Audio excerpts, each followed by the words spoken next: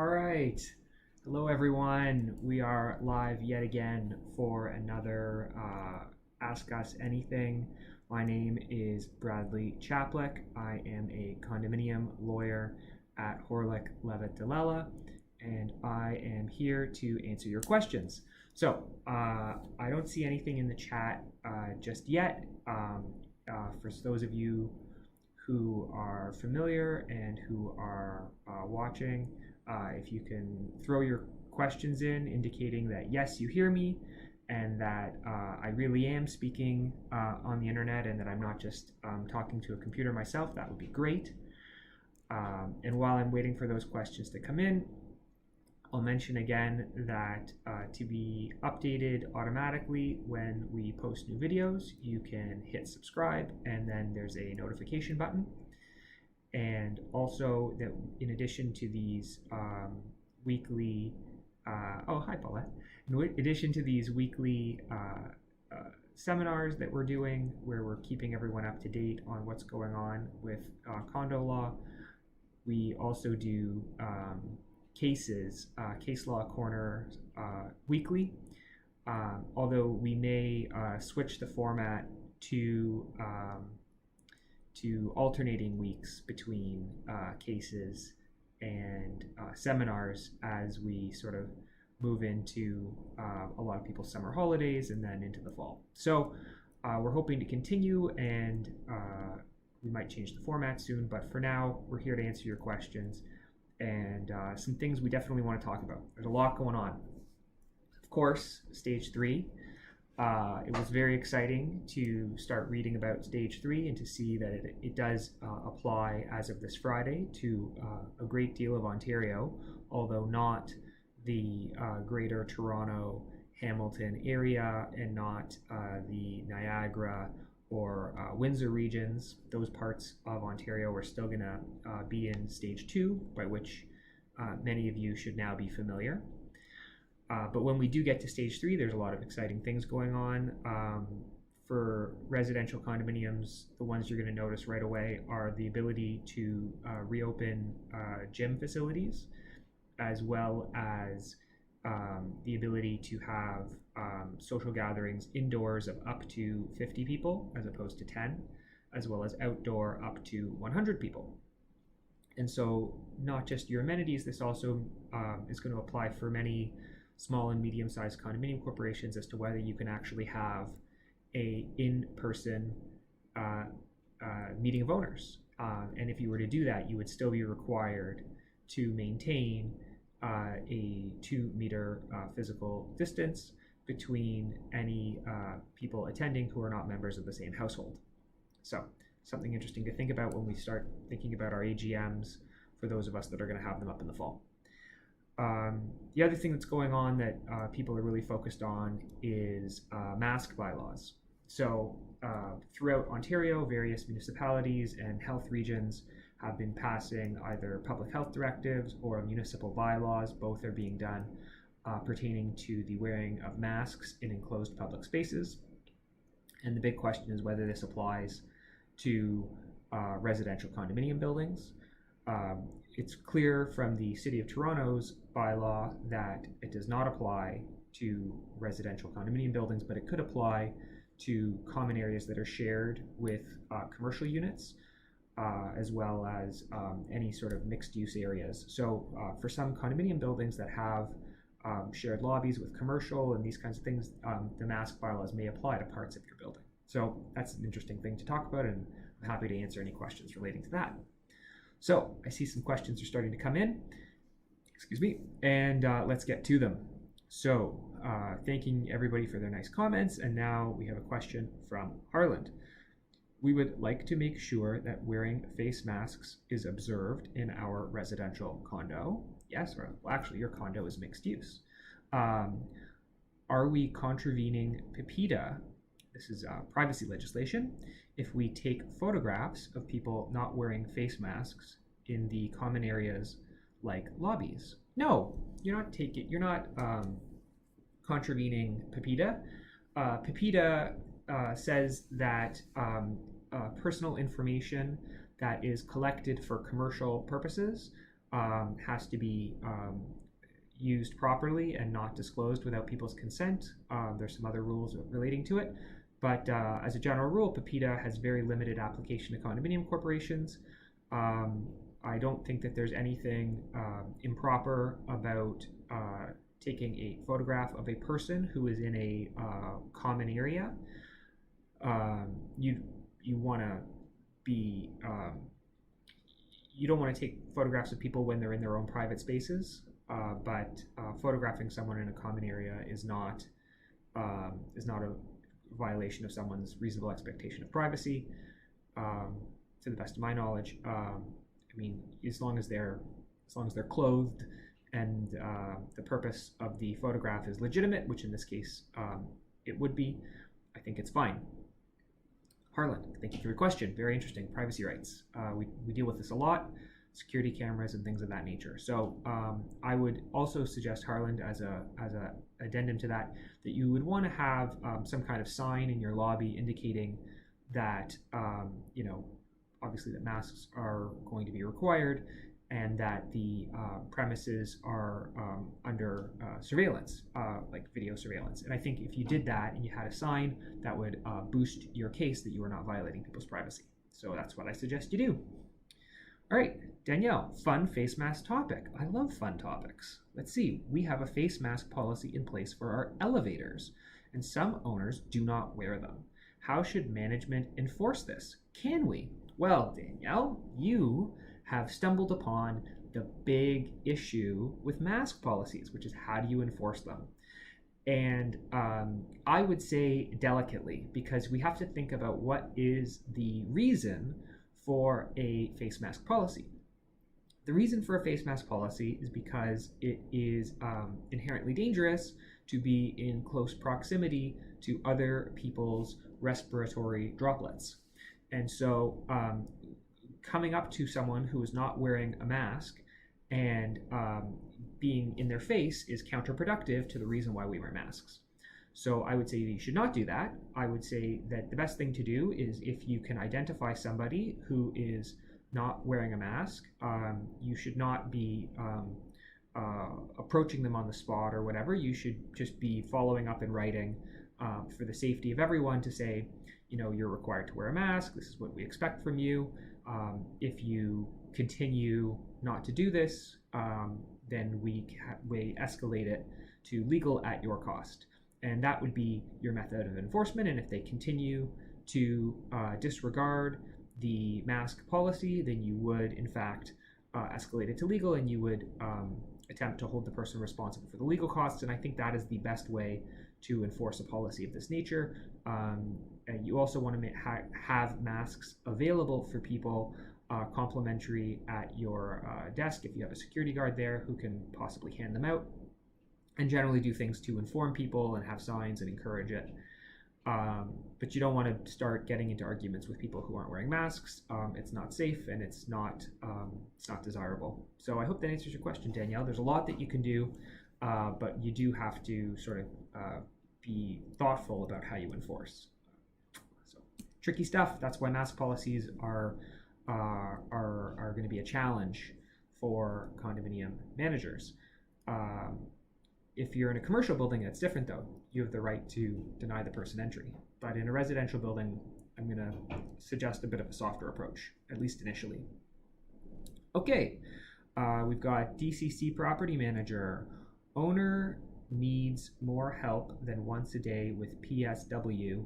What is the responsibility of the manager to have this person continue at home? What authority should be contacted and when? What do you mean? I don't understand this question. An owner,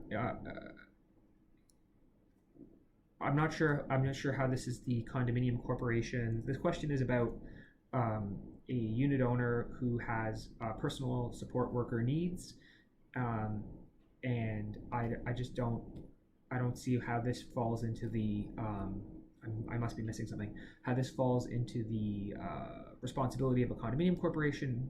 You're, as the condominium property manager, you are responsible for the common areas and for enforcing the rules of the condominium corporation, but you're not responsible for the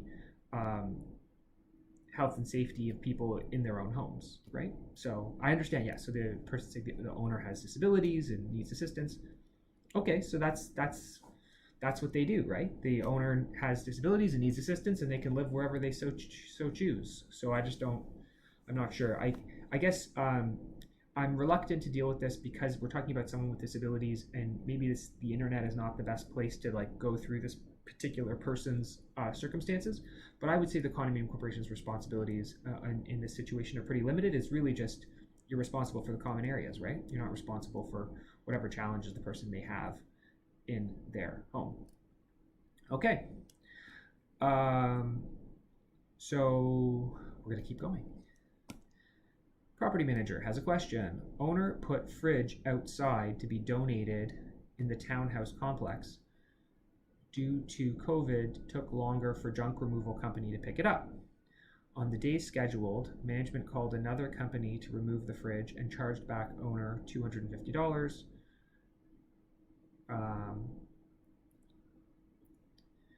What are the rights of the owner? Okay, so you have to look at your rules for this particular situation. So this is a situation where someone left something, I guess for charity, on the common areas to be picked up, and it didn't get picked up in a reasonable period of time, and so the property manager, quite rightly, arranged for junk removal and charged back the cost to the owner. So I don't think that the condominium manager did anything wrong here.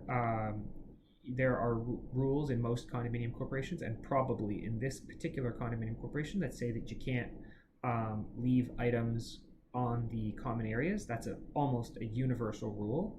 And so while the owner was doing something nice, donating a fridge to charity or whatever, sometimes good intentions aren't enough, and you end up breaking the condominium corporation's rules. And if the condominium corporation's governing documents allow that these costs be charged back to the owner, then that's a proper charge. So I would say that the condominium corporation did fine. I mean, certainly you would want to give some kind of notice before arranging for junk removal, but I'm not sure that you'd be obligated to do so. So seems to me that the condominium manager and the chargeback for removing the fridge is okay. I mean, I don't know all the facts and circumstances, but from what I see here, it doesn't look too bad. Okay, Melody. I don't think you can enforce these rules. Some people have medical conditions. This is about masks. Good point, Melody. Okay, so let's think about this. So there are people who are exempt from the obligation to wear masks under, let's just take the City of Toronto's mask bylaw. That includes people who are under the age of 2. So that would be, you could hazard a pretty good guess if you're talking about young children that from the condominium manager's perspective that you wouldn't make a big deal about it. And then there are people who have medical conditions, and sometimes you can look at someone and see that they have a medical condition, but most of the time you can't. And so what would you do in a situation where you saw someone not wearing a mask and you didn't know if they had a medical condition? I think that's why it's the best approach would be to write to the person, right? Because you write a letter and you say, you didn't wear a mask in the common areas. We'd like to ask that you do so. Please let us know if there's a reason why you can't. And then the person doesn't present a reason why they can't. They just say, I don't want to wear it. And then you're dealing with a known situation. And if they say to you, I can't wear a mask for a medical reason, then you say, okay. And you, under the City of Toronto's mask bylaw, you take their word for it. They don't have to provide proof. And this is why I say that you don't confront people and that kind of thing. You just deal with it in writing, and you choose your words carefully. And in so doing, you avoid some of the problems that come about from like overzealous enforcement. But a mask policy is still a good idea, even if it's not followed 100% of the time, because it's followed enough of the time that it will still improve safety overall. And I think that's what we're trying to do. And we should recognize that 90% of people wearing masks, or 95%, is much, much better than 50% if you have no policy, and that it still makes the policy worthwhile, even if it can't be enforced 100% of the time, which it can't. So I want to talk about condominium meetings, because we're doing all sorts of electronic meeting bylaws, which I think are a really good idea, and I want to make the case. So the case is this. Right now, there is an extension of time for people to hold their AGMs, quite rightly. That extension of time is not going to last forever. At some point, the temporary amendments to the Condominium Act are going to be rescinded, and then there's going to be a 120-day or 90-day period, depending on the timing of your particular condominium, where you have to have your AGM. And you'll be able to have that meeting electronically under the current rules, even after the temporary changes are rescinded. So that's great. But then what about your next meeting? Not your 2020 AGM, but your 2021 AGM. You might still find yourself in a situation where you want to have the opportunity to have an electronic meeting. And if you haven't passed your electronic meeting bylaw now, which you can do in an electronic meeting, then you're going to have a difficult time passing it in the future, because you're going to have a meeting of owners to pass the bylaw. So the time to do it is now, and then you're set. And the bylaw that we offer allows you to have an electronic meeting, a combined part electronic, part in person, or just an in-person meeting in the board's discretion. And I think what you might find in sort of the stage 3, if this becomes a lasting situation, is that there would be an opportunity for these combined meetings where you can have, up to 50 people, and maybe you have a room that has capacity for 25 people with physical distancing, and then everyone else can participate by Zoom, and then you have this combined meeting where it's part participation by Zoom, part participation in person, and then for the people who aren't able to participate remotely, they can participate in person or by proxy, and for the people who want to participate remotely, which I think would be most people, they can do that, and you have this. You can have your meetings, which you have to do. Right? You have to have your meetings. You have to elect directors. You have to approve or present your financial statements, all these things. So I think just based on the way things are going, electronic meeting bylaws give you the most flexibility, and if you're so inclined, it's the way to go. Okay, continuing on the subject of masks. Melody. City is not enforcing the mask bylaw. They currently have protesters on public transport walking around. How can we enforce it? If the owner or tenant claims they have a medical condition which prevents them from wearing a mask, we cannot ask for proof, and advising them that the corporation will send them a legal letter may backfire. So, Melody, yeah, look, I don't disagree with you. We're saying the same thing, just in different ways. And I think what I've suggested, and what I'll continue to suggest, is that you can enforce these things with a soft touch, which is I think what I said earlier, and that you can choose your words, and you should do it in writing, and not in like a face-to-face confrontation, because dealing with the enforcement in writing gives you the time to craft your thoughts and to make sure that you hit the tone just right so that it doesn't backfire, and that you would only be escalating this to legal in the most serious cases. So, and even so, even if you have a mask bylaw that can't be, quote, enforced, if it sends the message that masks are expected and encourages people to wear them, that is a benefit in and of itself. So yeah, and maybe it might be that the best solution for some condominium communities where your common areas are allow for physical distancing, that you don't need this kind of policy. But if you've got tight common areas and a lot of people, and you're in a part of the province where COVID is a bigger risk, then the policy might make the most sense for you. Like, for example, a high density building in downtown Toronto is a good candidate for having a mask policy, whereas a low-rise building out in cottage country maybe isn't. So each condominium community is going to have to do what's best for them. Dreadbane. Can we request them to state they have a medical condition in writing as well? I believe that you can request the person to confirm that they are exempt due to a medical condition without necessarily asking for proof or a diagnosis. To me, that would be appropriate. Otherwise, how else would they communicate to you that the policy doesn't apply to them, right? They must have a reason, and so they'll tell you what that reason is. And it shouldn't be contentious, right? Like the medical conditions that would prevent you from wearing a mask are not like any medical condition. It would have to be some sort of severe respiratory illness or a physical disability that prevents you from being able to remove a mask without assistance. Well, the physical disability you'll most likely be able to tell from the person, and that's not going to be very many people. And then again, people with severe respiratory illnesses, like that's not a lot of people. I mean, it's some people, but it's not a lot. So if you see, people who are obviously healthy not wearing masks, it would be safe to assume that they don't have these medical conditions most of the time.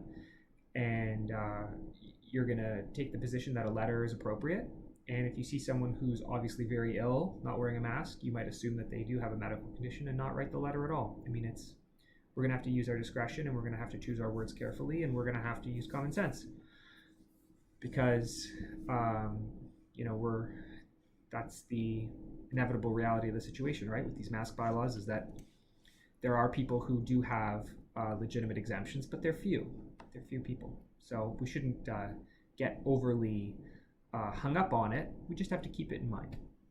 I think that's the right approach. So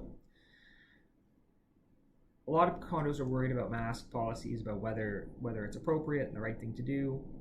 I've been asked whether a condominium corporation had liability if they didn't implement a mandatory mask policy, and we're talking about residential buildings.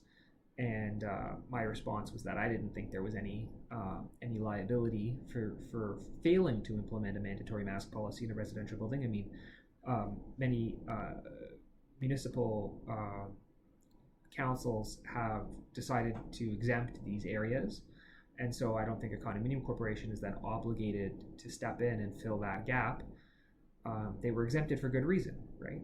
They were exempted because they're not public spaces, strictly speaking. It's private property, and because you would have difficulty enforcing it the same way that you would a commercial property. So the structure of the commercial bylaw is that you do not allow the person to enter the commercial establishment if they're not wearing a mask. Well, you couldn't do that for a residential building if it's the person's home, right? You can't say to them, no, you can't come into your home because you're not wearing a mask. So because you don't have the same right to deny access, the bylaw doesn't make sense in a residential building. Just the mechanism of it, of how you would actually deal with it. So that's the reason for the exemption. I think when you understand that, you see why it is trickier in a residential building to enforce and craft these policies, and you do have to take a soft touch. Question. With the province entering stage 3, with guidelines, we should be able to proceed with amenities opening, including fitness rooms. Yeah, so let's talk about that. That's right. So the question is,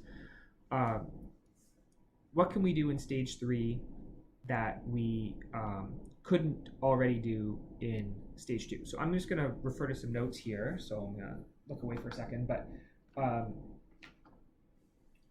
fitness facilities is the big one for stage 3. So just want to pull up what I have here.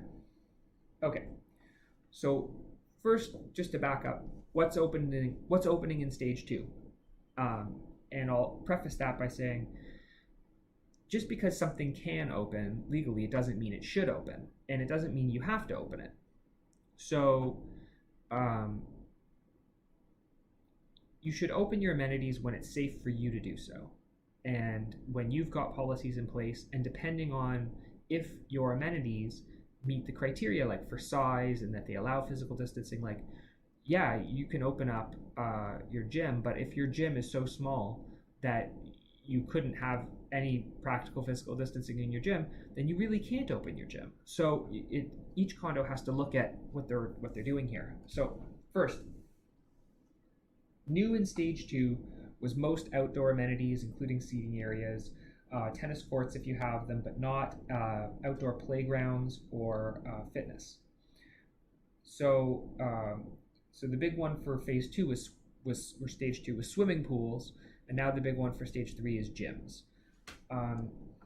So when we talk about gyms, you want to have safety plans in place, you want to have cleaning in place, you want to rope off equipment. So like if you have 3 treadmills all next to each other, maybe you take the middle one and you rope it off so that the people in treadmill 1 and treadmill 3 can both use them without having someone in the middle who's too close. These types of things. And until you've got all those policies in place, you don't reopen your gym. There is some stuff that has to stay closed in stage 3. Most notably, any kind of like sauna or steam room is still considered high risk. But gyms, and if you have outdoor playgrounds, like a park space but with playground equipment, those can reopen when you're ready. So that's the big thing for stage 3. I think I've covered it, and if you've got more questions, let me know and we'll keep working our way through it. Catherine asks, someone has tested positive for COVID-19, is self-isolating and asymptomatic. Are we able to request a medical note when she is well enough to stop isolation? So this is an interesting question. I think you would not necessarily request a note from a doctor, but that you would ask the person to confirm that they've received like the okay from public health. They've received a negative test. Although I think you're supposed to get 2 negative tests 24 hours apart. But you get the idea. And then you would just be asking the person to please let you know once they've done that, once they've received their negative test, although the actual process may be that it's 2 negative tests, but nonetheless, once they've received their confirmation that they're no longer a risk of infecting other people, so that from the condominium corporation's own health and safety perspective, they can return to a more normal, I mean, you're still in a heightened state of risk, but that you're no longer dealing with an active case. They can let you know when they're no longer considered to be an active case, when they're resolved, I guess is the word for it. But I wouldn't ask for proof. I would just say, please let us know when your case is resolved so that we can, update our records accordingly, that kind of thing. And I would leave it at that. And I would probably follow up with the person if you don't hear back after like 3 weeks and just say, want to follow up with you. How are you doing? Is your case resolved? And see what they have to say. So that would be my suggestion, is that there would be some kind of follow-up, but that you're not asking for like proof of the test. They have no obligation to give it to you. So, knowing that there's no obligation to give it, you're just sort of asking that the person confirm it, and you're taking their word in good faith. I mean, someone could tell you that they're resolved and they're really not, but you're sort of relying on people's goodwill not to lie to you like that and create unnecessary public health risks, because why would you do that? Okay. Bruna, hey Brad, what's the situation with real estate showings? A lot of agents are asking for in-person showings. In-person showings are allowed, Bruna. So there was never a prohibition on in-person real estate showings, except for maybe a couple weeks back in March or April. Even then, it wasn't quite clear. So a lot of condominium corporations have taken the position that unnecessary visitors or in-person real estate showings were unnecessary, and have had policies against it, which I think was appropriate at sort of the height of people's concerns, because an in-person real estate showing is really not necessary 95% of the time. You can do a showing virtually. You can look at like an online walkthrough, guided tour, that type of thing. So it's up to each condominium corporation to decide if they want to have a policy in place. I would say the most common approach right now with real estate showings is to have restrictions on them, so not to prohibit them, And the types of common restrictions would be restricting the number of people who can attend, and so you can't have a showing with like 5 people showing up. It would just be the realtor and 2 people, like 2 prospective purchasers and the realtor, so 3 people maximum. And then you would also have everyone sign a health attestation before they're granted access to the building. And you might not allow them to look at the common areas or anything like that. It's just straight up to the unit and back out. And so those are the types of things that people are typically doing. Open houses are not allowed in stage 2, and I'm not sure for stage 3 yet. Like, I haven't seen any update on the open houses thing. So an open house being where there's no scheduled appointment and the public just shows up. Most condominium corporations have rules prohibiting open houses anyways. If your condominium corporation doesn't have such a rule, you should. So I think that's the basic summary on real estate showings, is that they're allowed and you can put reasonable restrictions on them, and you should. Another question. Currently, our corporation is not allowing visitor use for any open amenities. Would there be any advice in this regard as we enter stage 3? Okay, so if I understand correctly, you've got some amenities that are open, but only for residents and not for visitors. So you're controlling who has access to the amenities. That to me is like a really sensible approach. Oh, Karen's saying you can't hear me. Okay, Karen, I can see I have my mic set up here, and it's showing that I'm pretty loud on it, but I'll try to speak louder. Okay, so currently our corporation is not allowing visitors for open amenities. Okay, so to me this is reasonable. It's a good compromise. You have the amenities open for the residents of the building, but it's not business as usual, right? You don't want people coming and bringing their friends over to use the pool. This is particularly true because if you're thinking about something like a swimming pool, it's reduced capacity. And so the not allowing visitors has multiple rationales. One rationale is the sort of inherent safety of knowing who the people are who are using the facilities. But the other rationale is that where you have reduced capacity and built up demand, it's really not fair to have someone soak up all of the capacity of your pool or whatever by bringing in visitors who are not residents of the building. And so to me, this is a totally reasonable thing to do. And as long as the physical distancing and reduced capacity remains in place, which I think it will for a long time, as long as we're talking about the fact that in the gym people are going to have to be 2 meters apart and some of the equipment's not going to be in use, and instead of having 30 people in your gym, you're only going to be allowed to have 15. As long as that's the rule, I think you're well within your right to say that the amenities are not available for visitors, it's for residents only. To me, I think that's a really great common sense approach, and I would say that you should continue that in stage 3, so that there is more room and capacity for your residents to use the facilities, and it's just a question of fairness. Okay, are libraries open in stage 3? Libraries. Okay, so a library is not, in my view, a high risk amenity that would be required to be closed. So I think you can open your library in stage 3. You might have to have some sort of sanitation process for the books. I don't know if you want to Lysol the cover and let them sit for a few days before they become available for circulation. You probably want to restrict, if it's like a seating area in your library, you want to restrict the seating so that people have space.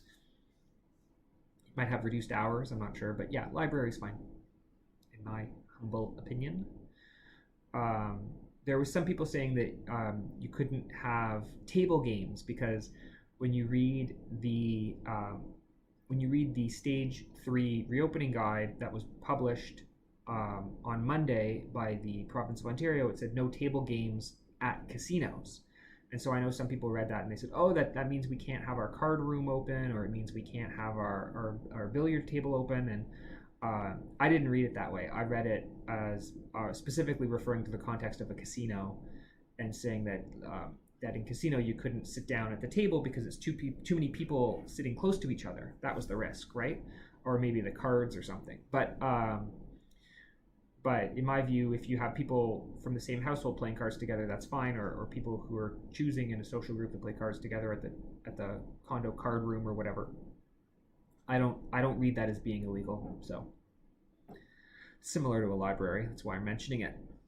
Anyways, so have I talked about everything I wanted to talk about? We talked about stage 3. We talked about what does that all mean? What's the big differences? We talked about social gatherings in stage 3 going up from 10 to 50 for indoor and 100 for outdoor. For most condominium corporations, the indoor one is the more relevant, and what that might mean for holding a combined electronic in-person meeting of owners. So something to think about when we get to stage 3, which I think will be soon, within a couple weeks, I would hope, for most of Ontario, if not all of it. And then masks. And what do you do with masks? Each condo is going to have to decide for themselves what's the thing that makes the most sense.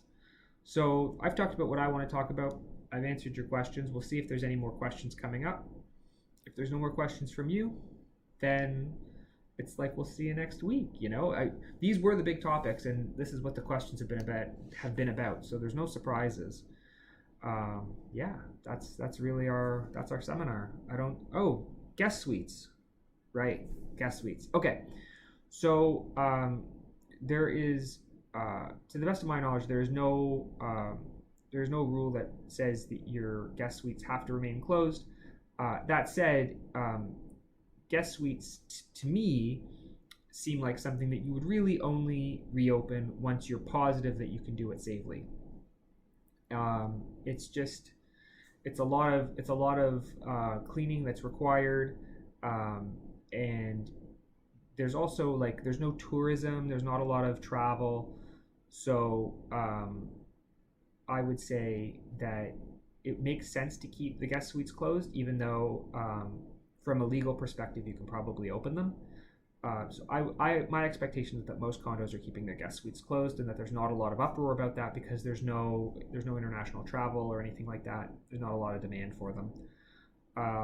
So I would recommend guest suites stays closed, but I think legally you're allowed to open them. You mentioned same social group, so same social group amenity would not need to distance. Okay, the legal rule for physical distancing is members of the same household. But what I was saying before is that it's confusing because you have, in stage 2, you're allowed to have social gatherings of up to 10 people. And then there's also a rule that says that you have to have, in your amenities, you have to have physical distancing, but not between members of the same household, because this doesn't make sense.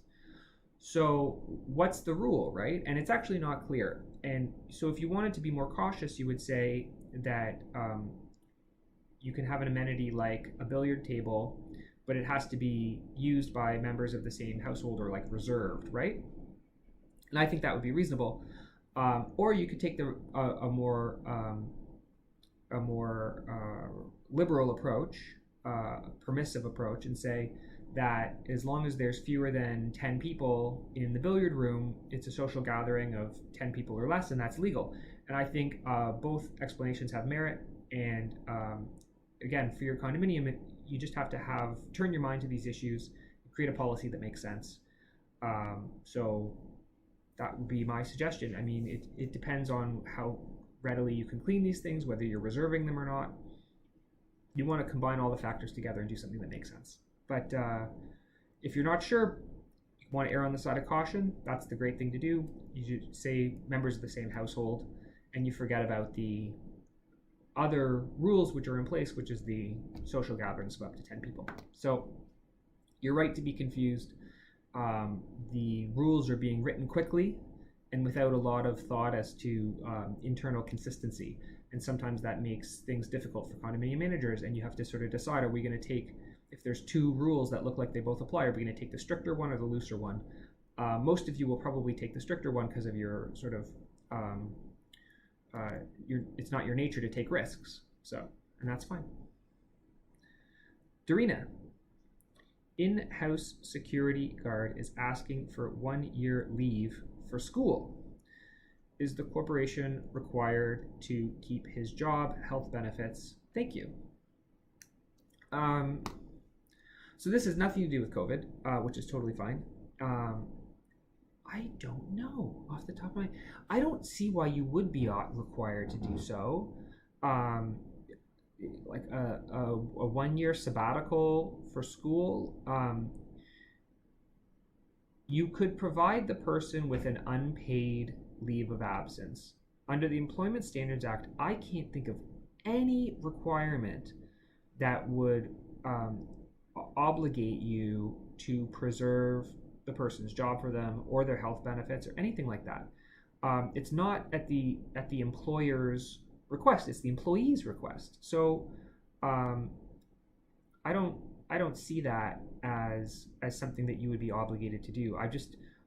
Dorina, I wish I could give you a 100% certain answer. I can't give it to you 100% just because I don't have that at my fingertips. But based on my understanding of the Employment Standards Act, there is no obligation to hold the job open for 1 year while someone goes to school. I mean, you might want to do it if it's a valued employee and you want to have them back, and you could say sure, and you can reach an agreement with that person. But certainly you're not obligated to pay them or maintain their benefits at your cost. I mean, you could allow them to pay the premiums if they want to keep their health benefits, if your insurance allows for that. But I don't think you're required to. Basically, they're quitting, right? They're resigning to go to school, and you can let them do that, and then you might decide to rehire them when they're done, but I don't think you'd be obligated to. No. Don't see. I can't imagine that they would have that right. Question. Management office, should it be open to residents? I don't think so. I don't think so at all. No. And if it is, then you better be wearing a mask.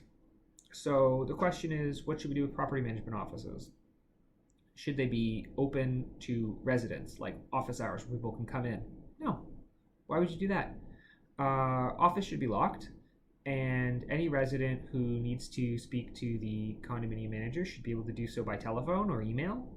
And I don't see any reason why you need to have owners walking in there. I mean, just there's no reason for it. Doesn't appeal to me at all. So I would say if you want to be working on site in your office is not open to the public, and that means under the current mask bylaw that you don't have to wear a mask in your office, which is locked and not open to the public. So you can be a little more comfortable in your office, as I am in mine. And my office isn't open to the public. People can't just walk in. Door's locked. So I think that's the way to do it. It's for your safety as the manager, and I think there's no disservice to the residents. You're equally available by telephone. They don't have to see your face. So, and any staff member who is in an open area, I mean, you should consider, if you haven't already, what kind of physical barriers you can put up for them, like plexiglass or something temporary, to reduce their contact. And you have to turn your mind to, if they don't have that, whether that person who's working out in the open should be wearing a mask. Like, should your cleaners be wearing masks within the common areas? Probably yes, right? So that's my view on the masks question. Let's go follow up. We're open limited hours with acrylic shield at our reception desk. So I think having the shield at your reception desk makes sense, but I don't understand why you're open to the public. I mean, doesn't make sense to me. I don't know why. I don't know why anyone would come down to see you. Why wouldn't they just send you an email or call you? I don't get it. All right, Adib, how does the corporation protect itself from having non-owners running for board positions? You pass a bylaw is the answer. So Condominium Act sets out certain minimum qualifications for directors. Being a unit owner is not one of them. If you want being a unit owner or being a resident, etc., or spouse of owner, you can extend it in a number of ways. To be a qualification, then you have to pass a bylaw. Follow-up question, what is the threshold to pass bylaws? Is it 50% who are owners and in attendance at the AGM? Almost. You almost got it there. The threshold to pass a bylaw depends on the type of bylaw that you are passing. to change director qualifications. It is a 50% plus one majority of all the owners of all the units, voting units. So if you have 100 voting units, like residential units, if you're talking about a residential condominium building, then you need 51 votes in favor. And I think that's self-explanatory. So even if you have a meeting of owners where your quorum is 25%, and let's say, again, you have 100 voting units and 40 people show up to your meeting, if all 40 people showing up in person and by proxy were to vote in favor, that would still not be enough because you would still not meet your 51 threshold. So that's how you pass a bylaw. Great question. Alexandra, can photos of the building be taken by real estate agents, or would be issues with breaching privacy if pointing to residential windows? I don't have a problem with exterior photographs pointing to residential windows. If they're going to take interior photographs of the building, real estate agents, I would suggest that you make sure that people aren't in the photographs, so that they don't feature residents in them who don't want to be in those photographs. Many condominium corporations have their own sort of stock photos of the interior common areas and amenities that are provided to owners who wish to list their units for sale, so that you avoid the need to have realtors come and take photos of the common areas. If you're concerned about privacy, I would suggest that that's what you do. You just, as a condominium corporation service, one time you go and you take the photos and you make them available for people. Then everyone gets the same photos. You got a photo of the building, and you have a photo of the parking garage and of the gym and whatever. And then everyone posts the same photos, and that has a number of benefits. One, the photos can look nice and actually increase people's property values. And then it sort of avoids this problem of what about privacy and who's in the photos and who's that person coming and taking photographs and all that kind of stuff. So I'm not worried about the privacy of taking a photograph of the exterior of the building that looks at someone's window. I mean, it's up to each person who has a window to, if they want to protect their privacy, to close their blinds or whatever. So, okay. Bruna, people miss us and they want to talk and socialize. Aha, it's talking about property managers having your offices open. They can call you or Zoom with them, as I do with my friends. Adib, what is the recommendation in regard to how many bylaws max the corporation should ask owners to vote on? Okay, so this is an interesting question.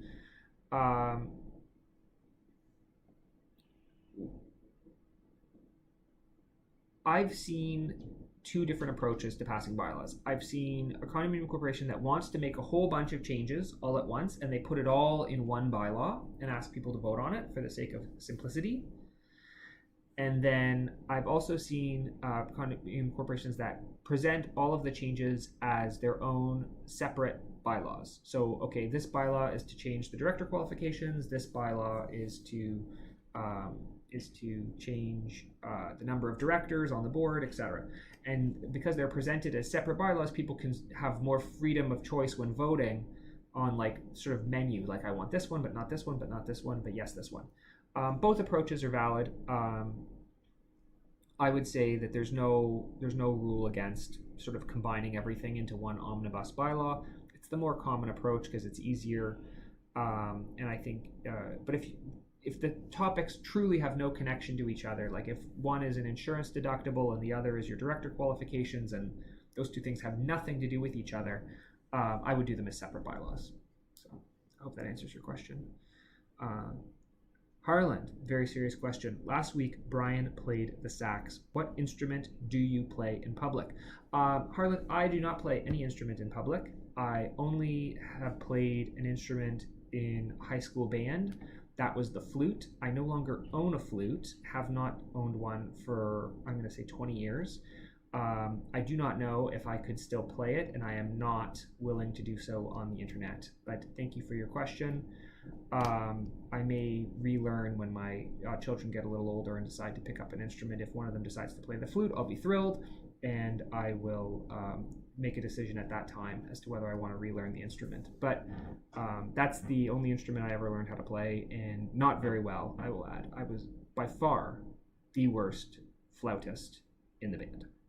Most of the time, in fact, I just moved my fingers like this and pretended to blow so that I would just sort of get through it without anyone actually having to hear me play. Question, not 50% plus 1 for e-meeting, e-voting bylaw, correct? Yes, correct. So the question is, to pass an electronic meeting bylaw is a low threshold bylaw, correct? Yes, correct. A low threshold bylaw is passed by a majority of those who are present at the meeting, not a majority of all owners. So to explain the difference, using our hypothetical condominium corporation with 100 voting units, if that condominium corporation were to hold a meeting of owners and the minimum 25 unit owners were to attend the meeting in person and by proxy, then the threshold to pass that bylaw would be a majority of those present at the meeting. The meeting only has 25 residents in it, and so it would be 13 votes in favor as opposed to 51. That's a big difference, and that's why low threshold bylaws are easier to pass, and that is why electronic meeting bylaws are really quite easy to pass and should present no difficulty for the condominium corporations who choose to pass them. So I think that's quite enough of me talking today. 51 minutes, that's great. I really thank everyone for all your questions. Keep an eye out for our next Case Law Corner. The videos are amazing. The associates put a lot of time into them, and I know we call it Case Law Corner, but it's much more than that. It is taking recent condominium law cases that you should know about and explaining why you should know about them. Not just some, long expose of what happened in the case, but what it means to you, practical tips and advice. That's what these videos are about. We hope you enjoy them. We have a lot of fun doing these live seminars and making our videos for you. Something that has given us a lot of interest in these, unusual times. So that's it for me today. We'll see you next week. And if you're not on our mailing list for some reason, send an email. Our contact information is in the video description, and we'll make sure that you're added. Please do subscribe. Thank you again, everybody. Thank you for your amazing questions.